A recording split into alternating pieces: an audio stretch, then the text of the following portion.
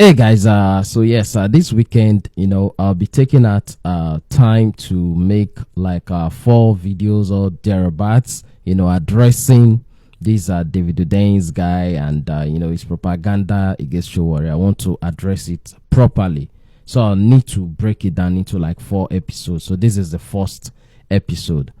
First of all, I'll take this one by diving a little back into history where David Hundeyin started having problem with Sowore. I would just highlight his tweets, one of his tweets where he was saying that he was at the peak of his life and all those things.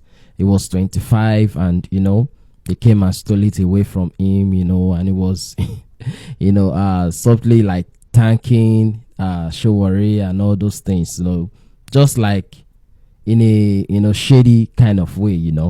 So basically, what he was saying in that tweet is that he was 25, which is like in 2015, and he got the opportunity to work with Goodluck Jonathan as his media team, not just normal presidential media team. They were hired media team, more like hired assassin, or let me just say Avengers. They were hired to do nothing but to defend the corruption, the failures of Goodluck Jonathan. So David Hundeyin was among this team of journalists for hire. The white some were influencers and were media personalities and all those things that were just on the presidential payroll, to defend the president against the truth that Sowore and Sahara reporters were actively putting out there against the president, exposing the corruption in the Goodluck Jonathan's regime. So David Hundeyin started as a journalist for hire for the president in 2015. They failed woefully. They couldn't defend, they couldn't defeat Sowore. Like for media stuff, they couldn't defeat him because Sowore was putting out the truth. And the whole of Nigeria, that brings me back to the fact that I don't know how come Goodluck Jonathan, a propaganda media person, is not the one, telling a certain group of Nigerians what to believe and what not to believe, whitewashing Goodluck Jonathan. Is it that okay, it's over 10 years now, yes, so I believe a lot of people have become internet users now that were just babies then, or then there are this set of people that have this selective amnesia that forget things easily. In 2015, 2014, from that 2010 to when Goodluck Jonathan left power, everybody felt the misgovernance, the corruption, the failures of Goodluck Jonathan. But it's all now propaganda. They've not made it like, oh, they wanted Goodluck Jonathan out. Like he was doing so well as a president. Anyways, so just to point it out, that is where David Hundeyin started having problem with Sowore. As you can see, he said that he was at the peak of his life, working as a propaganda machine, as a machinery journalist for hire for Goodluck Jonathan. But at that time, he couldn't defeat Sowore, and certainly now he can't still defeat Sowore.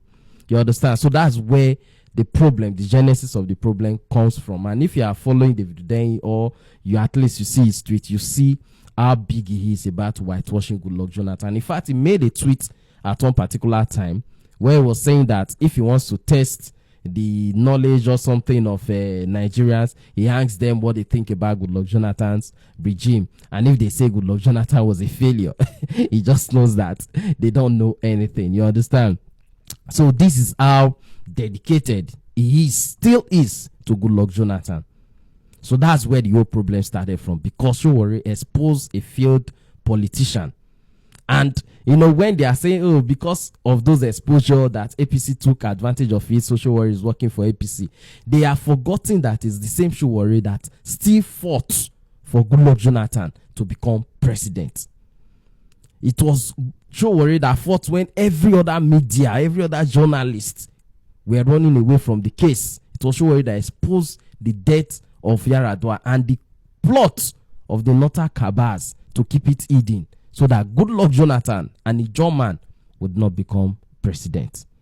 Because the presidency was at this their nonsense zoning that they still zone to today. It was the turn of the North.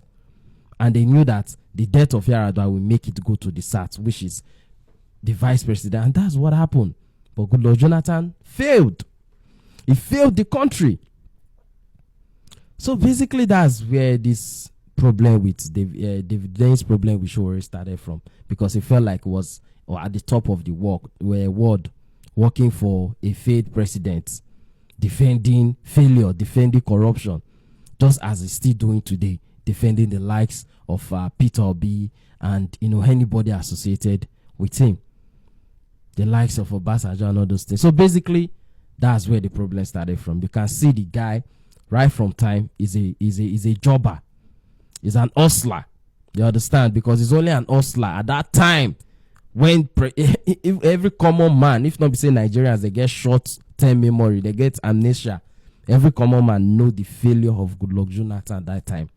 But because who don't come after Goodluck Jonathan, don't show them more wickedness, more evil, more corruption, they don't say and say Goodluck Jonathan, all of a sudden they turn to saints. I don't know what is wrong with us. I don't know. Is this Stockholm syndrome? Is it that we are born with the mentality of us Negroes? Is it basically, I don't want to go into all those ones, but now you get it. That's where the problem that David Hundeyin has with Sowore started from. So see you in the next episode.